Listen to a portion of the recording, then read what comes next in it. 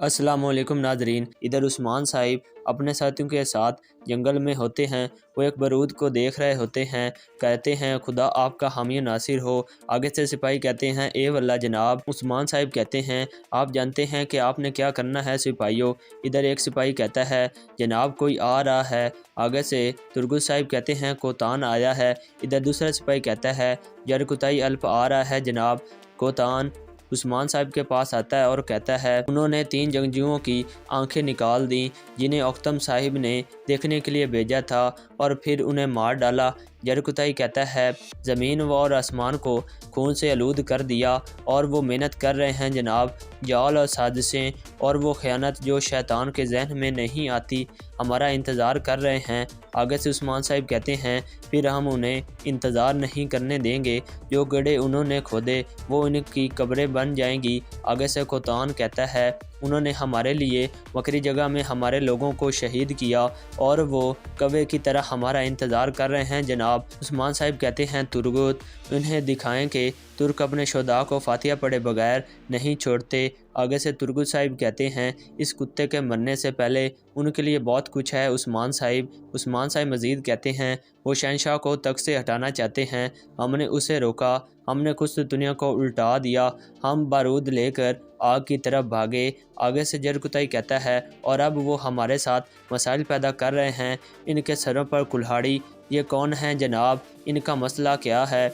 आगे से तुरगुत साहिब कहते हैं इन कमीनों ने शुरफा के लिए अपने साल ज़ाया कर दिए। इन्हें मोहतात रहना चाहिए जरकुताई। उस्मान साहिब मज़ीद कहते हैं महल के अंदर एक गिरोह है जो शहनशाह को हमारे सामने कमज़ोर और बेबस समझता है। तुरगुत साहिब कहते हैं वो इक़्तिदार की बागडोर पर कब्ज़ा करना चाहते हैं। वो हमें मगरब की तरफ बढ़ने से रोकते हैं लेकिन उन्हें किसने उकसाया? आगे से उस्मान साहिब कहते हैं वो अकेले नहीं हैं। अगर वो बैठकीन की हमायत मांगने के लिए सब कुछ खतरे में डालते हैं मैं कभी हैरान नहीं होता।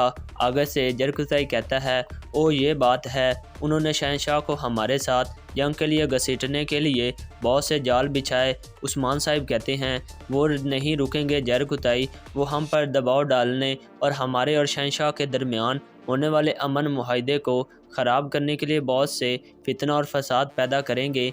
नहीं, शहनशाह के साथ अपने नामुकम्मल कारोबार को ख़त्म करने से भी मौके से भी फ़ायदा उठाना चाहिए। हमें एक इंतहाई करीबी जंग की तैयारी करनी है। ऐसी हज़ीम जंग जो इस मुल्क ने पहले कभी नहीं देखी होगी। आगे से तुरगुत साहिब कहते हैं गोया वो हमारे जंगजुओं को मारने से मुतमिन नहीं है। उन्होंने भी बेशर्मी और जानबूझकर ऐसा किया। जरकुताई कहता है अब वो हमारे जाल बिछा रहे हैं और हमारा इंतज़ार कर रहे हैं। उस्मान साहिब कहते हैं हमारे शहीदों का खून अभी तक उनके हाथ खुश्क नहीं हुआ। हम उनके सर काट देंगे जितना उन्होंने मेरे बेटे की उंगलियां तोड़ी थी। ये मकसद अज़ल से है और हमेशा रहेगा। ये अल्लाह का दावा है। ये दावा ज़ालिमों के ख़ात्मे का दावा है। फिर वो अपनी तलवारें निकाल कर अल्लाह अकबर का नारा लगाते हैं। इधर डैन जिंदान में मौजूद होता है। ऊपर से अलजजी खातून अपना रूप बदल कर आती हैं और वहाँ पर पैरे पर मौजूद तमाम सिपाहियों को मार डालती हैं। आगे बढ़कर वो कहती हैं मैं अपने परेशानी के इस स्याह डब्बे को साफ़ करूँगी। मैं इस कुत्ते से बात करने जा रही हूँ। वैसे डैन कहता है और तुम कौन हो? आगे से अलजजी कहती है तुम्हारी मौत बनूंगी। वो जैसे ही दरवाज़ा खोलने लगती है अख्तमूर आ जाता है और कहता है ये तुम क्या कर रही हो? आगे से अलजजी खातून कहती हैं दूर रहें, इस कुत्ते का मुंह खुलवाना है। आगे से अख्तमूर कहता है गलत रास्ते से सच्चाई तक नहीं पहुंचा जा सकता।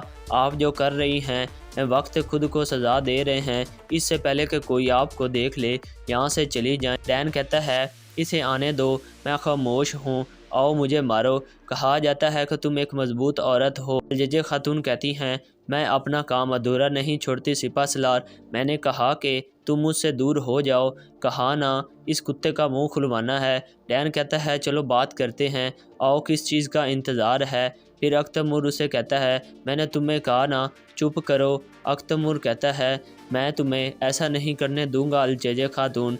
आगे से अलजजी खातून कहती हैं کیا تم نہیں سمجھتے میں کس حال میں ہوں سپاہیوں کے سربراہ؟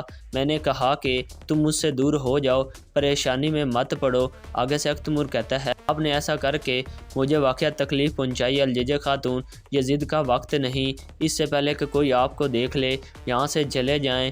الججے خاتون ڈین پر حملہ کرنے لگتی ہے۔ آگے سے اختمور اسے پکڑ لیتا ہے، وہ کہتی ہے مجھے اس سے بات کرنی ہے، پھر وہ ڈین پر حملہ کر دیتی ہے، لیکن آگے سے اختمور اسے پکڑ لیتا ہے اور جیسے ہی اختمور اس کو پکڑتا ہے تو الججے کا خنجر اختمور کے کندھے پر پیوست ہو جاتا ہے۔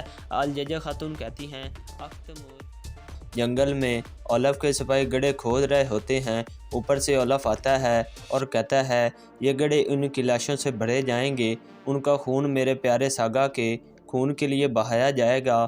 ایک سپاہی کہتا ہے عثمان نہ آیا تو کیا ہوگا؟ آگے سے اولف کہتا ہے اور اگر وہ نہیں آیا تو ہم ان کے پاس جائیں گے، میں کوئی مسئلہ نہیں چاہتا، جب وہ جال میں پھنسیں گے تو ہم انہیں گھیر لیں گے۔ تم نے اس ملک کو موت دی جیسا کہ میرے دادا نے فتح کیے ہوئے ممالک میں کیا۔ ادھر جرکتائی ان کو دیکھ رہا ہوتا ہے۔ اولف مزید کہتا ہے پھر اس کے بعد قسطنطنیہ ہمارا ہو جائے گا، میں پوری دنیا پر حکومت کروں گا۔ ادھر جرکتائی کہتا ہے کھودو کھودو، تم اپنی قبر کھود رہے ہو۔ پھر قسطنطنیہ کا منظر سامنے آتا ہے جہاں پر شہزادی اوفیلیا کو نور کے ساتھ ہوتی ہے۔ وہ کہتی ہے تم سوچ رہے ہو کہ میں نے تمہیں جانے کیوں دیا؟ ٹھیک ہے۔ آگے سے کو نور کہتا ہے نہیں شہزادی، میں واحد ہوں جس پر آپ شہر میں بھروسہ کر سکتے ہیں۔ ادھر اوفیلیا کہتی ہے میں اس دن وہاں تھی، تمہیں اس پر شک ہے؟ آگے سے کو نور کہتا ہے آپ کو چھوڑ کر سب پر شک ہے۔ اوفیلیا کہتی ہے مجھے کسی بھی جواب سے دھوکہ دینے کی کوشش مت کرنا سرکیز۔ آگے سے کو نور کہتا ہے جناب کانتاگوزنیس کہاں ہیں؟ آگے سے اوفیلیا کہتی ہے مجھے خوشی ہے کہ ہم بھی یہی سوچ رہے ہیں۔ کو نور کہتا ہے اگر آپ مجھے بتائیں کہ یہ کہاں ہے میں آپ کے لیے مزید کچھ کر سکتا ہوں۔ اوفیلیا کہتی ہے آپ سب سے بڑی چیز کیا کر سکتے ہیں سرکیز، وہ شاہی خاندان کا فرد ہے۔ آگے سے کو نور کہتا ہے میں اس سے کہیں زیادہ ہوں جو آپ دیکھتے ہیں شہزادی، اور تمہیں خوش ہونا چاہیے کیونکہ میں تمہاری خدمت کرتا ہوں۔ آگے سے اوفیلیا کہتی ہے یہ چھونے والا ہے کانتاگوزنیس، وہ میرے والد کے حکم سے مشرق میں ہماری سرزمین پر گیا ہے، یا نہ ہوا تخت کے لیے زیادہ محفوظ ہے۔ آگے سے کو نور کہتا ہے وہ ان لوگوں پر حملہ کرے گا جنہوں نے تخت کے خلاف بغاوت کی کوشش کو روکا تھا۔ آگے سے اوفیلیا کہتی ہے ترک۔ ادھر جنگل میں عثمان صاحب اپنے سپاہیوں کے ساتھ کہیں جا رہے ہوتے ہیں۔ پھر ینی شہر کا منظر سامنے آتا ہے جہاں پر درسن فقیہ علاء الدین کو پڑھا رہے ہوتے ہیں۔ وہ کہتے ہیں تم افسوس سے کیا سوچتے ہو علاء الدین؟ آگے سے علاء الدین کہتا ہے درسن استاد میں بہت متجسس ہوں، میں ساخت میں کمزور ہوں اور مجھے علم کا طالب علم بننا تھا، لیکن آپ بہت مضبوط نظر آتے ہیں، آپ جنگ کی بجائے علم میں کیوں مشغول ہیں؟ آگے سے درسن فقیہ کہتے ہیں بتاؤ مجھے علاء الدین، تعلیم ایک بہت اعلیٰ درجہ ہے نا؟ آگے سے علاء الدین کہتا ہے بہت ہی، اور میں شہید بننا چاہتا ہوں۔ درسن فقیہ کہتا ہے اگر میں تمہیں بتاؤں کہ ہمارے آقا صلی اللہ علیہ وسلم نے فرمایا قیامت کے دن علماء کی سیاہی اور شہداء کے خون کا وزن کیا جائے گا اور علماء کی سیاہی شہداء کے خون سے زیادہ ہوگی، تم اس کے بارے میں کیا سوچتے ہو علاء الدین؟ آگے سے علاء الدین کہتا ہے یقیناً میں اس بات پر یقین رکھتا ہوں جو رسول اللہ صلی اللہ علیہ وسلم نے فرمایا۔ درسن فقیہ لیکن میں نہیں سمجھتا یہ کیسے ممکن ہے کہ علماء کی سیاہی شہداء کے خون سے بلند ہو۔ آگے سے درسن فقیہ کہتے ہیں ایسا تب ہوتا ہے جب علم خدا کو جاننے اور اس کا تعارف کروانے کے لیے ہو علاء الدین، ہم نیکی کا حکم دینے اور برائی سے روکنے کے لیے غزہ کر رہے ہیں، اور اس دوران ہم اللہ کے احکام اور رسول اللہ صلی اللہ علیہ وسلم کی سنت پر عمل کرتے ہیں، کیا ہم اسے جانے بغیر اس کی وضاحت کر سکتے ہیں علاء الدین؟ آگے سے علاء الدین کہتا ہے ہم ایسا نہیں کر سکتے استاد۔ آگے سے درسن فقیہ کہتے ہیں یقیناً ایسے نہیں ہو سکتا، ہم مطالعہ کرنے کے لیے سیکھیں گے، ہمیں پہلے سیکھنا چاہیے تاکہ جان سکے۔ علماء جتنا زیادہ سیاہی خرچ کرتے ہیں شہیدوں کے خون سے کم ہے۔ آگے سے علاء الدین کہتا ہے سیاہی شہداء کے لیے ڈال ہے، لیکن اگر میں ڈال نہیں بلکہ تلوار بننا چاہتا ہوں تو کیا ہوگا؟ اوپر سے فریق ان کے کمرے میں داخل ہو جاتی ہے اور کہتی ہے استاد محترم، مجھے جینی شہر کے تاجروں کے بارے میں شکایت ہے، وہ مذہب کو استعمال کر کے مجھے نقصان پہنچانے کی کوشش کرتے ہیں۔ آگے سے درس الفقیہ کہتے ہیں معٹا خاتون، کیا کسی کو اس طرح کسی کے گھر میں داخل ہونا چاہیے؟ آگے سے معٹا کہتی ہے برائے مہربانی مجھے معاف کر دیں، لیکن وہ مجھے اتنے مہینوں کو بعد جو سامان لیا ہے اس کی ادائیگی کرنا چاہتے ہیں، اگر رقم ادھار کر لینا چاہوں تو وہ اس پر بھی اعتراض کرتے ہیں۔ آگے سے درس الفقیہ کہتے ہیں وہ کہتے ہیں کہ یہ ایک سود ہے اور یہ حرام ہے۔ آگے سے فریق کہتی ہے اور اگر میں نہ مانوں، وہ کہتے ہیں کہ وہ مجھ سے زیادہ کچھ نہیں لیں گے اور کہتے ہیں جاؤ عیسائی بازاروں میں تجارت کرو۔ آگے سے درس الفقیہ کہتے ہیں آپ مجھے ان لوگوں کے نام بتائیں گے جو ایسا کہتے ہیں؟ ان زمینوں میں تمام افراد جن کی اجازت عثمان صاحب نے دی تھی وہ اپنا کاروبار قواعد کے مطابق کر سکتے ہیں۔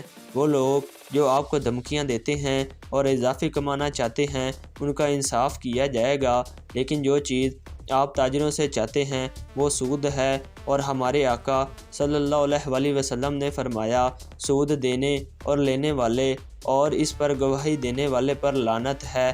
اسلام نے تجارت کی اجازت دی اور سود کی ممنوعات کی، تو اس صورت میں وہ ان کپڑوں کی ادائیگی کریں گے جو انہوں نے نقدی میں لیے تھے۔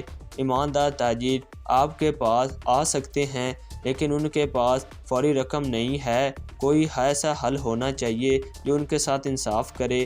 جب آپ اپنا سامان بیچیں گے تو آپ اپنا منافع ظاہر کریں گے، اور اگر آپ کے مال کا سرمایہ کئی مہینوں کے بعد بڑھ جائے آپ اپنا منافع گاہک سے لیں گے، یہی ایک صورت جائز ہے۔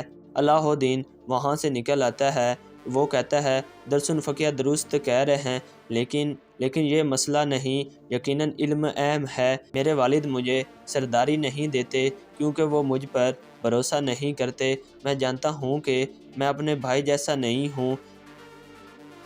وہ جیسے ہی ادھر جاتا ہے لیو اپنے آدمی کے ساتھ اس کا پیچھا کرتا ہے۔ مارٹا اس کو دیکھ کر کہتی ہے اب تم پکڑے گئے ہو علاء الدین، اس محلے میں داخل ہونے کے لیے تمہاری جہنم تمہارا انتظار کر رہا ہے۔ لیو اور اس کے ساتھی علاء الدین پر حملہ کر دیتے ہیں۔ علاء الدین کہتا ہے تم چور ہو، تم کون ہو؟ دخل اندازی یہ ہوتی ہے۔ پھر اس کے بعد وہ ان سپاہیوں پر حملہ کرتے ہیں، لیکن آگے سے لیو کے آدمی اس سپاہی کو مار ڈالتے ہیں۔ اوپر سے ایک اور سپاہی آتا ہے اور وہ بھی ان کے ساتھ لڑتا ہے، لیکن جیسے ہی علاء الدین آگے جاتا ہے مارٹا اس کو وہاں سے پکڑ لیتی ہے، پکڑ کر اپنے ساتھیوں کے ساتھ وہ جینی شہر میں سے نکل جاتی ہے۔